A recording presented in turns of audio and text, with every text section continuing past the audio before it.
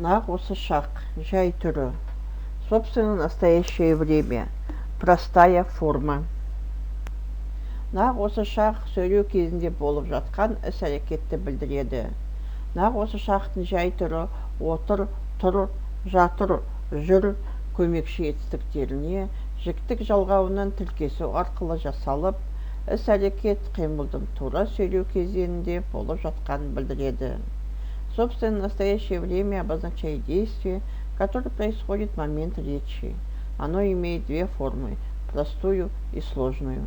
Простая форма образуется от 4 глаголов – отыр, тұр, жатыр, жүр, путем прибавления к ним личных окончаний. Жекеше – единственное число. Бірінші жақ – мен, отыр, тұр, жатыр, мын, жуан, жүр, мін, жіңішке. Екінші жақ – сен, отыр, тұр, жатыр, сын, жуан, жүр, сін, жіңішке. Екінші жақ – сіз, сыпайы түрі, отыр, тұр, жатыр, сіз, жуан, жүр, сіз, жіңішке. Үшінші жақ – ол, отыр, тұр, жатыр, жуан, жүр, жіңішке. Көпше – множественное число.